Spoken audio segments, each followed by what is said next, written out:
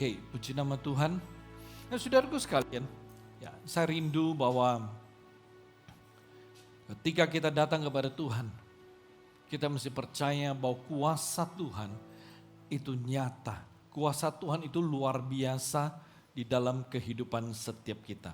Saudaraku sekalian, tema saya pada hari ini itu adalah menang atas tipu muslihat iblis. Mari kita mulai dengan satu ayat di dalam Efesus pasal yang ke-6 ayat yang ke-11. Kitab Efesus pasal 6 ayat 11, kenakanlah seluruh perlengkapan senjata Allah supaya kamu dapat bertahan melawan tipu muslihat setan. Nah, saudaraku sekalian, kalau kita membaca di ayat-ayat selanjutnya, seterusnya kita akan menemukan, saudaraku sekalian, bahwa ada 7 senjata yang bisa dipakai untuk bertahan dan melawan semua tipu muslihat setan. Ya, semua yang ada di dalam Alkitab yang Tuhan ajarkan kepada kita itu akan bisa dipakai untuk melawan tipu muslihat setan. Nah, saudaraku sekalian, minggu lalu kita telah mendengar firman Tuhan yang telah mengajarkan pada kita agar kita mengenali siasat iblis di dalam kehidupan kita. Nah, saudaraku sekalian, ini penting sekali. Siasat iblis itu adalah strategi. Itu adalah cara-cara dari setan untuk menjauhkan kita dari Tuhan. Jadi kita perlu mengerti, saudaraku sekalian, tujuan setan satu. Semua cara-cara yang dipakai, semua yang setan pikirkan adalah bagaimana caranya menjauhkan kita dari Tuhan. Ini merupakan hal yang sangat penting. Ini merupakan hal yang sangat utama yang setan kerjakan di dalam kehidupan kita sebagai orang Kristen. Amin, saudaraku sekalian. Setan tidak pernah takut kalau kita setiap minggu ke gereja. Asal kita tidak sungguh-sungguh ketika kita beribadah. Setan tidak takut di rumah kita ada Alkitab 10 biji. Di ruang tamu taruh 1, di kamar 1, di dapur 1, mungkin di mobil 1, mungkin di mana-mana Anda ada saja Alkitab. Setan tidak pernah takut. Anda mau punya 10, kayak Anda mau punya 100 Alkitab, setan tidak pernah takut asal engkau tidak membaca itu Alkitab, engkau tidak mempelajari itu Alkitab, Anda tidak menghafal itu Alkitab. Setan tidak pernah akan takut. Nah, saudaraku sekalian, Perhatikan, setan juga tidak takut kalau saudara melayani dia. Asal saudara melakukannya dengan hati yang tidak mengasihi Tuhan. Saudara melayani dia karena rutinitas, karena tugas yang diberikan. Setan tidak takut, saudaraku sekalian. Oleh sebab itu, ingat siasat setan. Strategi setan menjauhkan kita dari Tuhan. Yang penting setan tidak mau kita mengasihi Tuhan. Anda mau hadir dalam ibadah, nggak masalah asal Anda tidak mengasihi Tuhan. Nah, saudaraku sekalian, minggu lalu kita telah belajar bahwa melalui 2 hal, setan itu menjauhkan kita dari Tuhan. Pertama adalah melalui pekerjaan. Amin, saudaraku sekalian. Setan buat kita sibuk sekali dengan pekerjaan kita. Setan berusaha membuat kita menyibukkan diri dengan semua yang kita kerjakan. Karena ketika kita sibuk, fokus kita itu ada pada pekerjaan kita, pada usaha kita, pada bisnis kita. Sibuk dari pagi sampai malam, dari pagi sampai malam. Itu setan buat. Kita senang, bahagia. Waduh, ini luar biasa nih. Gue sibuk sekali. Diberkati Tuhan dahsyat. Tapi saudaraku sekalian, ketika Anda sibuk, Anda tidak punya waktu untuk Tuhan. Anda tidak punya waktu untuk baca Alkitab, untuk doa dan lain sebagainya. Jadi hati-hati, setan buat kita sibuk. Dan jangan pernah bangga kalau Anda sangat amat amit-amit sibuknya. Tapi Anda tidak punya waktu untuk Tuhan. Yang kedua, setan menjauhkan kita melalui paradigma atau cara pandang. Mau ibadah boleh, gak masalah. Asal jangan lakukan apapun. Gak perlu melayani Tuhan. Gak perlu terlibat di dalam berbagai aktivitas gereja. Itu paradigma yang setan taruh di dalam diri kita. Lalu paradigma yang lain, datang ibadah silakan, tapi jangan kasih persembahan. Gereja ada perlu apa? Nggak usah kasih persembahan. Itu setan berusaha menjauhkan kita dari ya Tuhan dengan melalui cara pandang kita, melalui paradigma kita. Oleh sebab itu ketika paradigma kita salah, kita akan bertindak salah. Ketika paradigma kita salah, kita akan jalan di jalan yang salah di hadapan Tuhan. Amin saudaraku. Nah hari ini saudaraku sekalian, setelah kita mengenali siasat iblis itu di dalam hidup kita, saya mengajak saudara untuk tahu bagaimana caranya mengalahkan ya akan siasat setan. Amin saudaraku sekalian. Saya rindu kita belajar hari ini. Kalau kita sudah tahu strategi-strategi setan itu di dalam kehidupan kita, ya, cara-cara setan ya menjauhkan ya kita, siasat-siasatnya. Hari ini saya mengajak saudara untuk belajar tahu bagaimana cara kita menghancurkan strategi setan, bagaimana cara kita mengalahkan semua tipu muslihat setan ya melalui apa yang ada di dalam diri kita. Oke? Melalui apa yang ada di dalam diri kita. Kalau kita memperhatikan Efesus pasal 6 ya, kita baca terus dari ayat ke-11 ke bawah. Di sana ada senjata-senjata setan yang diajarkan Tuhan melalui Alkitab. Tapi hari ini saya mau mengajak saudara untuk melihat ya senjata-senjata ya yang bisa mengalahkan tipu muslihat setan yang ada di dalam diri kita masing-masing. Amin saudara sekalian. Yang pertama adalah hati kita. Ini kunci pertama. Ya, kunci pertama atau senjata pertama di mana kita bisa mengalahkan tipu muslihat setan dalam hidup kita, hati kita. 1 Samuel pasal 16 ayat yang ke-7. 1 Samuel pasal 16 ayat ke-7 firman Tuhan berkata, tetapi berfirmanlah Tuhan kepada Samuel, janganlah pandang parasnya atau perawakan yang tinggi, sebab aku telah menolaknya. Bukan yang dilihat manusia, yang dilihat Allah. Manusia melihat apa yang di depan mata, tetapi Tuhan melihat hati. Nah, saya katakan bahwa hati merupakan kunci ya, di mana kita bisa menang atas tipu muslihat setan. Kenapa? Karena Tuhan melihat hati. Tuhan memperhatikan hati kita. Kita perlu mengerti saudaraku sekalian bahwa Tuhan itu tidak melihat kita punya berapa banyak talenta. Tuhan tidak melihat kita punya berapa banyak karunia. Tuhan tidak melihat kita berapa kaya. Walau itu semua penting untuk pelayanan. Tetapi yang Tuhan lihat adalah bentuk hati saudara. Bentuk hati saudara. Kenapa?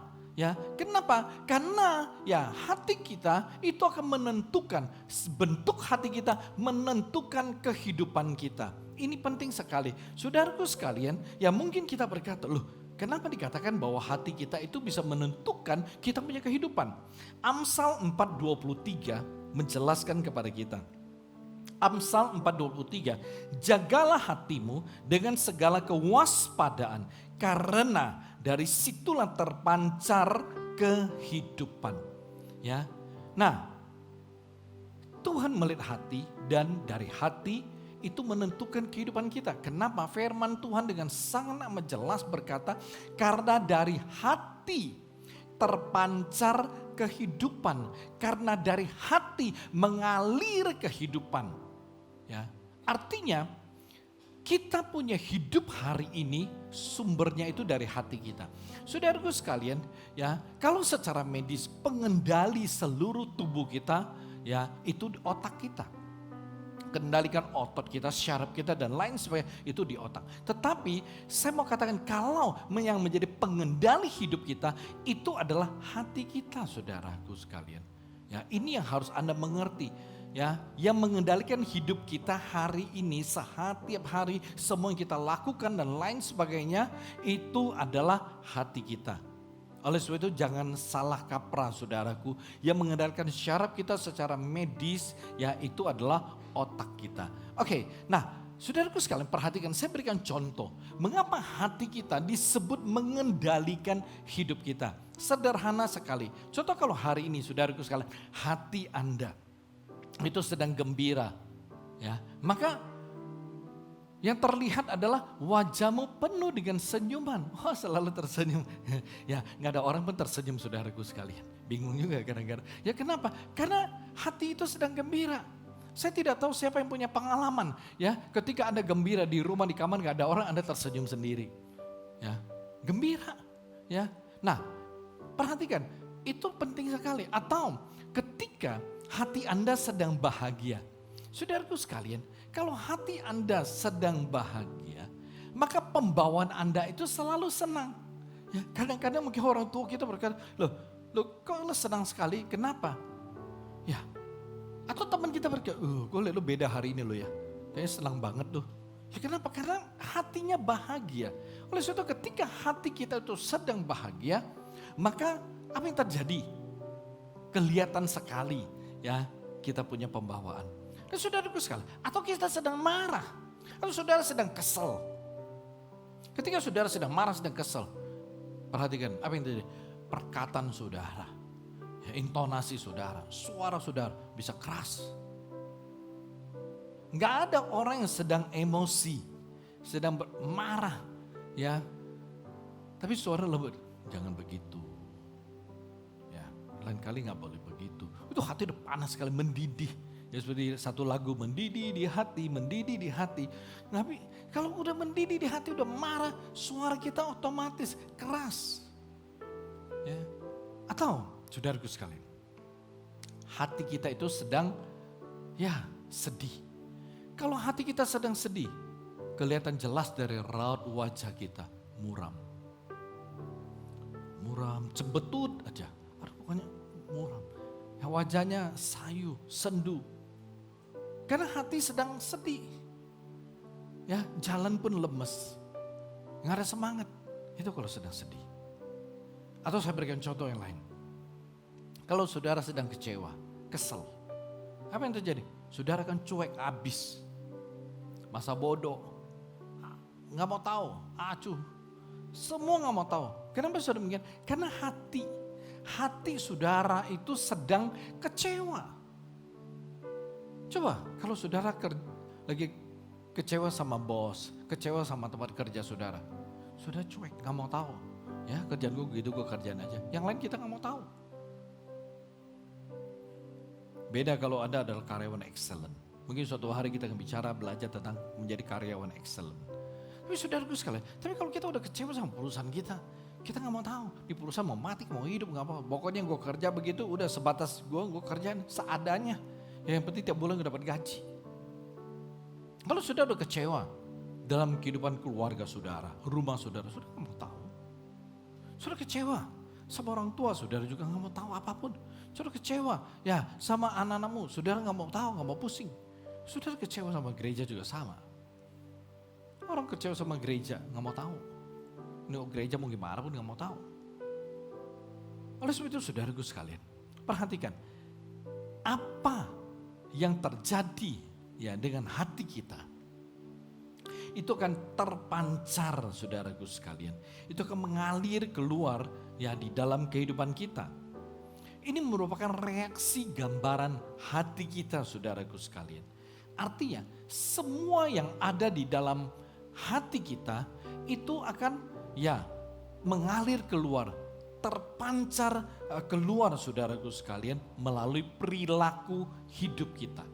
Dengan kata lain saudaraku sekalian, perilaku seseorang itu mewakili hatinya. Amin. Perilaku Anda mewakili hati Anda. Jadi dengan kata lain, dengan melihat ya perilaku seseorang, kita tahu hatinya sedang ngapain gitu loh. Saudaraku sekalian, saya mendapatkan satu semester pelajaran dasar tentang psikologis atau kejiwaan. Kenapa? Karena kita akan berhadapan dengan psikologis konsumen. Ya, kita belajar tentang dasar-dasar ya psikologis. Oleh sebab itu saudaraku sekalian, ya ketika kita ya meriset pasar dan lain sebagainya, kita memperhatikan psikologis konsumen secara global. Ya, tapi ketika kita berusaha dengan karyawan, kita bisa mengerti sikapnya, cara kerjanya, perkataannya, semuanya itu menunjukkan jiwanya, kejiwaannya itu menunjukkan hatinya.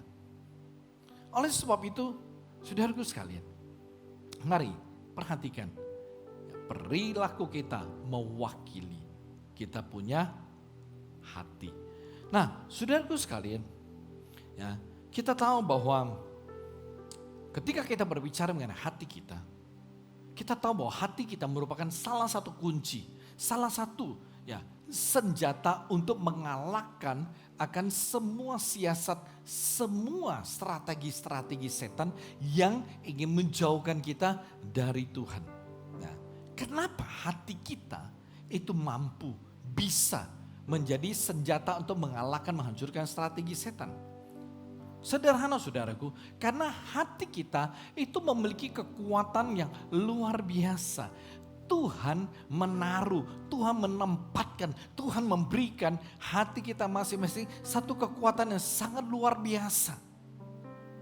Bahkan itu kekuatan yang Tuhan berikan pun tidak, ya itu apapun yang kita mau kerjakan, itu Tuhan juga tidak bisa menghalangi. Kekuatan yang Tuhan berikan itu disebut dengan kehendak bebas. Ya, free will. Oke, free will, kehendak bebas pilih. Satu kehendak bebas ini merupakan satu kekuatan yang luar biasa yang Tuhan taruh di dalam hati kita, dalam diri kita. Oleh sebab itu saudaraku sekalian, saya katakan hari ini coba Anda perhatikan. Anda mau melakukan apapun, Anda melakukannya dengan sangat bebas. Anda bisa menentukan, memutuskan segala sesuatu yang Anda mau kerjakan. Bahkan saya mau katakan seperti yang tadi saya katakan, bahkan Tuhan saja, Tuhan juga tidak bisa menghalangi. Contoh, ketika Anda memutuskan sesuatu, oke? Anda memutuskan, ya, saya mau makan apa. Maka ketika itu telah menjadi keputusan Anda akan pergi ke tempat makan tersebut. Dan tidak ada yang bisa menghalangi. Bahkan kalau Anda sudah putuskan mau makan itu, Tuhan juga tidak bisa menghalangi. Saudaraku sekalian, ketika saudara memutuskan, saya mau jalan-jalan ke luar negeri, saya mau jalan-jalan ke Danau Toba, saya mau jalan ke Brastagi, saya mau jalan-jalan kemanapun. Kalau saudara sudah memutuskan, saudaraku sekalian, saudara tinggal melakukannya. Tidak ada yang menghalangi. Kalau saudara telah memutuskan, saudara tinggal jalani. Saudara tinggal lakukan. Bahkan ketika saudara memutuskan, minggu ini saya gak mau ibadah. Saya mau live streaming aja. Saudara memutuskan.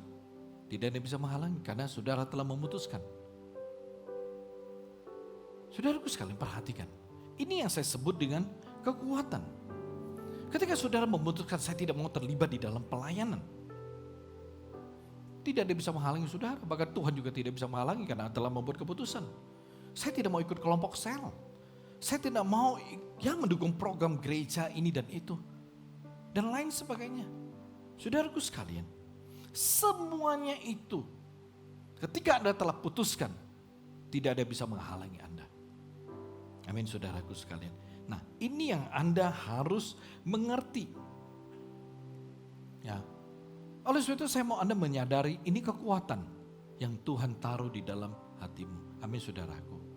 Saya rasa kita semua punya pengalaman seperti ini. Ketika saya telah buat keputusan. When I make a decision. Ketika aku telah membuat keputusan. Jadi kehendak bebas seperti ini Tuhan taruh di dalam hatimu. Free will ini Tuhan taruh di dalam hatimu. Ini saya tidak mengerti. Bagi sebagian orang mungkin kita bisa menyebutnya anugerah. Tetapi saudaraku sekalian, kalau Anda tidak bisa manage dengan baik, free will ini di dalam hidup Anda, ini menjadi bencana. Ini menjadi bencana. Kenapa saya berkata ini menjadi bencana? Saudaraku sekalian, ya perhatikan. Setan sering kali memakai kehendak bebas di dalam diri kita untuk menjauhkan kita ya dari Tuhan tanpa kita sadari. Masalahnya di sini. Ya, masalahnya di sini. Tanpa kita sadari. Kalau kita sadar mungkin kita bisa berhenti. Kalau kita sadar mungkin kita bisa berbalik. Kalau kita bisa sadar kita bisa berubah. Tapi masalahnya adalah tanpa kita sadari. Dengan kehendak bebas. dengan free will yang Tuhan taruh di dalam diri kita, itu setan bisa selewengkan. Kenapa? Karena kita punya hak untuk memutuskan, menentukan apapun yang kita mau lakukan, apapun kita mau kerjakan. Nah, di sini kalau kita tidak manage, kita tidak kelola dengan baik free will ini, maka ini akan menjebloskan kita. Saudaraku sekalian. Oke, saya berikan contoh misalnya seperti ini. Anda merasa, waduh sibuk sekali. Ya, sibuk karena banyak pekerjaan. Jadi minggu ini aku gak ke gereja. Anda memutuskan begitu. Anda tidak ke gereja. Saudaraku sekalian. Atau ya, saudara merasa bahwa waduh aku ada ujian nih. Ya, ada ujian. Lalu saudara memutuskan, ya saya gak mau ke gereja deh, saya mau belajar karena ada ujian. Saudaraku sekalian, saya mau katakan bahwa itu semua kembali kepada saudara. Itu hak saudara. Itu keputusan, itu kuasa. Ya, hak itu ada di tangan saudara. Karena Anda bergerak seturut dengan free will yang Tuhan taruh. Anda bergerak, Anda hidup seturut dengan kehendak bebas yang bekerja di dalam diri Anda. Saudaraku sekalian, Anda berkata gue sibuk sekali. Jadi sorry dah gak bisa melayani. Aduh, saya benar-benar banyak kerjaan. Ya, dari pagi sampai malam aku lelah. Jadi gak punya waktu untuk saat teduh, untuk doa, baca Alkitab. Saudaraku sekalian, ketika kita berada di dalam sebuah kondisi. Dan ketika kondisi itu ya membuat kita terbatas. Artinya situasi kondisi yang ada di dalam kehidupan kita yang merupakan sebuah kenyataan, tetapi itu kemudian ya mengganggu dan membuat kita tidak bisa hidup di dalam kehidupan kita yang sesungguhnya sebagai orang Kristen, di mana kita punya waktu, ya kita tahu sebagai orang Kristen kita mesti berdoa, baca Alkitab, beribadah, bersekutu sama Tuhan, melayani, mengasihi Tuhan dan lain sebagainya. Nah, tetapi kalau ya situasi kondisi kita itu membuat semua yang seharusnya kita kerjakan sebagai orang Kristen itu terkendala, itu terhalang. Lalu kita memiliki free will dan kita kemudian berkata, oh kerjaan gue lebih penting. Ya, keluarga gue lebih penting.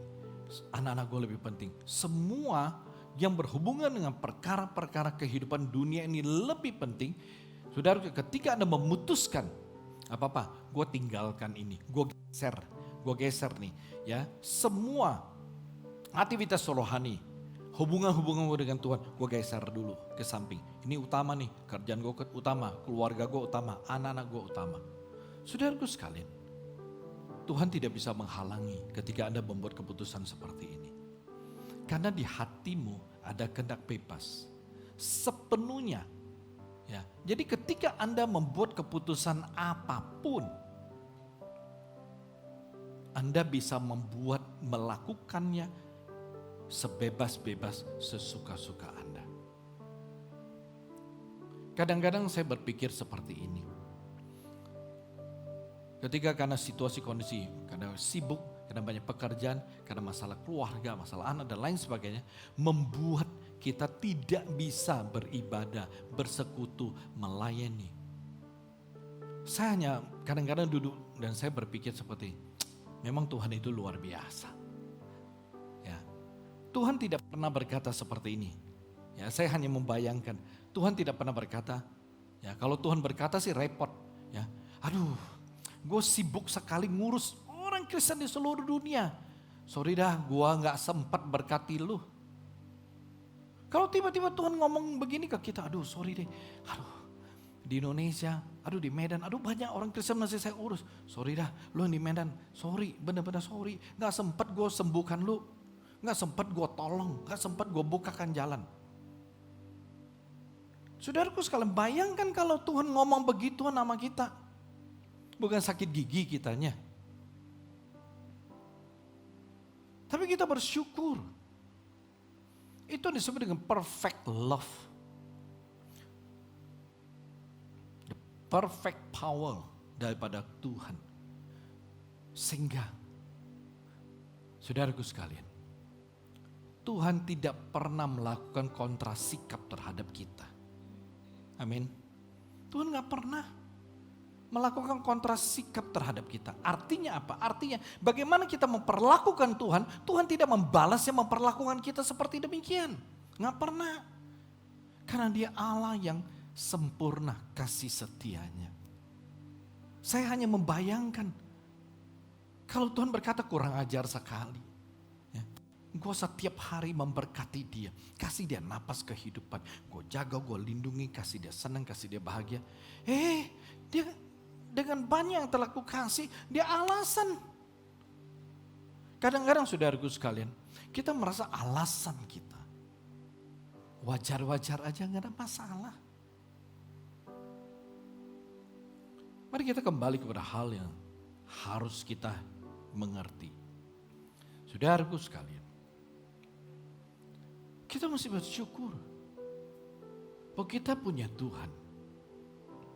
Itu tidak pernah berkata karena dia sibuk, dia gak bisa memberkati kita. Karena dia sibuk, sorry lu terlewat. Enggak. Karena sibuk gak bisa sembuhkan kita. Karena sibuk gak bisa tolong kita. Karena sibuk gak bisa menemani kita, menyertai kita. Gak pernah. Mari saudaraku sekalian, saya mau kita sungguh-sungguh memperhatikan hal seperti ini. Ya, kalau kita tidak hati-hati, setan bisa menyelewengkan, setan bisa pakai kita punya kehendak bebas untuk membuat kita jauh dari Tuhan. Saudaraku sekalian, ketika kita merasa bahwa sampai hari ini, sejauh ini, kalau kita merasa bahwa tidak ada masalah kok, ya kalau saya, ya karena saya sibuk, saya gak bisa ibadah. Saya gak bisa melayani, saya tidak bisa mengasihi Tuhan. Saya tidak punya waktu untuk saat teduh sama Tuhan, baca Alkitab, doa. Karena saya banyak kerjaan, padat aktivitas saya capek, saya lelah dan lain sebagainya. Saudaraku sekarang perhatikan. Kalau saudara merasa sejauh ini oke-oke aja, saudara perlu berhati-hati. Karena dengan demikian, ya itu akan membuat hubungan saudara sama Tuhan itu lemah. Itu yang pertama. Kedua, ya akan membuat ya saudara, hati saudara tidak berkobar-kobar mengasihi Tuhan. Yang ketiga, tidak ada dorongan ya saudara untuk mengejar perkara-perkara rohani. Kalau tiga gambaran ini ada rasakan sekarang, artinya saudara telah masuk di dalam jebakan setan. Saudara telah masuk dalam tipu muslihat setan. Saudaraku sekalian, saya tidak tahu apakah Anda merasa hubungan saudara sama Tuhan kuat sekarang. Apakah saudara punya hati itu berkobar-kobar, mendidih di hati. Mendidih gitu loh, mengasihi Tuhan, berkobar-kobar mengasihi Tuhan, sangat mengasihi Tuhan. Atau ada dorongan di hatimu yang sangat kuat terhadap perkara-perkara rohani.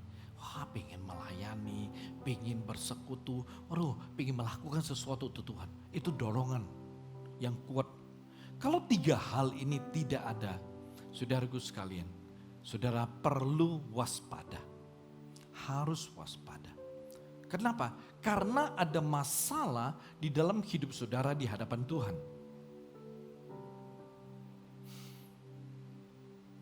Itulah saudaraku, saya katakan cara setan menipu kita melalui kehendak bebas yang ada di dalam hati kita. Kalau free will ini, kehendak bebas ini tidak kita arahkan dengan benar. Maksudnya kehendak bebas kita itu tidak kita kelola dengan baik. Kita tidak arahkan kepada perkara-perkara rohani. Ya, kalau kehendak bebas kita tidak kita arahkan ke perkara-perkara hal-hal rohani seperti ibadah, bersekutu, doa, baca Alkitab, melayani, mengasihi Tuhan dan lain sebagainya. Perhatikan, saudaraku sekalian, itu akan merusak hubunganmu sama Tuhan dan menghancurkan masa depanmu. Saya rindu saudara memperhatikan ini. Oleh sebab itu, jangan anggap remeh. Ya, apa yang terjadi dengan hati kita. 3 hal yang saya sebutkan hanya sebagai cross check. Saudara cross check. Hati Anda sekarang seperti ini. Maksudnya yang saudara rasakan dalam hidupmu, dalam hatimu seperti ini. Maka Anda sedang bermasalah. Saudaraku sekalian, perhatikan. Kita tahu bahwa tujuan setan sangat jelas. Membuat kita menjauh dari Tuhan. Ya, stepnya seperti ini. Kita mulai jauh nih. Habis jauh lalu hati kita menjadi tawar. Ya, tawar. Tawar terhadap perkara-perkara rohani. Kalau sudah jauh, tawar, maka yang ketiga saudara akan berpaling kepada Allah. Saudara akan berpaling kepada Allah. Awalnya kita nggak sadar, ya, nggak sadar. Tapi akhirnya itu yang terjadi. Awalnya kita merasa hubungan kita jauh sama Tuhan gampang. Nanti tinggal gua kembali aktif. Gue sering-sering datang ibadah. Ya, hubungan gua sama Tuhan itu akan kuat kembali. Enggak, saudaraku. Ketika Anda jauh dari Tuhan, maka Anda akan masuk dalam step kedua, hatimu tawar. Tawar terhadap perkara-perkara rohani. Kalau hatimu sudah tawar, lama-kelamaan Anda akan sampai ke step ketiga, yaitu Anda akan berpaling kepada Allah. Hidup Anda bukan dipimpin Tuhan, tapi dipimpin oleh dunia, perkara-perkara dunia. Coba saudara cross check sekarang, periksa hidup saudara. Amin. Ya, sudah periksa dulu, gue udah jauh belum dari Tuhan? Kalau gue udah jauh nih, wah, aduh Tuhan di sana, gue udah jauh. Nah, oke, saudara coba rasakan sekarang ya dalam hidup saudara, hati saudara, saudara tawar nggak? Tawar nggak ada rasa gitu loh. Ibadah, datang ibadah nggak ada rasa apapun. Melayani nggak ada rasa apapun. Baca Alkitab nggak ada rasa, rutinitas. Doa nggak ada rasa, doa sudah ketidur aminnya besok pagi. Ya. Nah kalau sudah tawar, ya hati-hati. Saudara akan sampai di posisi berpaling dari Allah. Berpaling dari Allah bukan berarti saudara ya langsung tidak ke gereja, enggak. Berpaling dari Allah artinya apa saudaraku sekalian? Saudara sudah mulai tidak percaya kepada Allah. Saudara mulai tidak mengandalkan Tuhan. Ya, saudara tidak bangga dengan hal-hal rohani. Enggak, karena saudara berpaling dari Allah. Ketika saudara sudah berada di posisi berpaling kepada Allah, lama-lama saudara akan mulai tidak datang ibadah. Tidak kebaktian, tapi kalau tidak kebaktian tidak doa, tidak baca Alkitab. Kalau sudah begini, saudara akan mulai merasa biasa. Biasa. Segala sesuatu biasa. Enggak ibadah biasa, enggak baca Alkitab biasa dong. Biasa-biasa aja. Saudaraku sekalian, kalau itu sudah terjadi. Kalau sekarang inilah hidup saudara. Kalau sekarang inilah saudara alami. Saudara mesti waspada. Waspada, hati-hati. Oke, satu barometer yang bisa Anda perhatikan. Sekarang, coba Anda perhatikan hidup saudara. Perkara-perkara duniawi, hal-hal duniawi, keinginan-keinginan dunia. Itu mendominasi hidupmu berapa persen?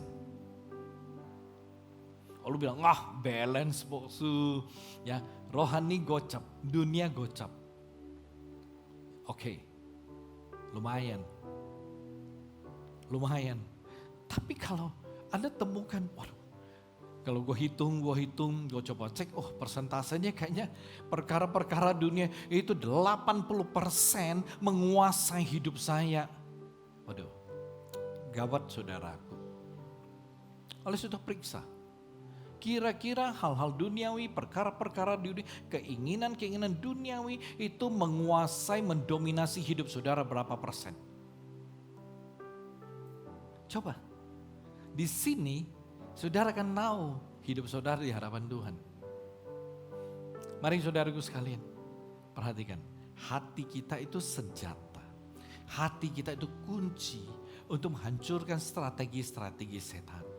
Ya, hati kita punya kekuatan luar biasa. Jadi ketika saudara bisa memanage ya free will atau kehendak bebas di dalam diri saudara, hati saudara, saudara bisa manage, saudara bisa atur arahnya itu ke perkara-perkara rohani, bukan duniawi, Anda akan terselamatkan. Anda akan terselamatkan. Saudaraku sekalian. Oleh sebab itu ini penting sekali. Orang yang kerja ya di stasiun kereta api dengan jalur yang sangat ramai, ya itu memiliki peran yang sangat penting. Dia tidak boleh lengah. Ya, jadi contoh kereta A dari sana datang, dia mesti ubah jalurnya ke kiri. Kalau dia lupa, itu kereta lempeng. Sedangkan kereta B dari sini lempeng, tabrakan terjadi. Tabrakan terjadi. Jadi saudara sekalian, hari ini, sekarang mungkin Anda sedang berjalan, kereta gerbong hidupmu sedang berjalan di jalur ya duniawi. Setan menjebak, menipu Anda. Inilah hidup. Sibuk, banyak kerjaan. Saudaraku sekalian, hati-hati seperti yang saya katakan.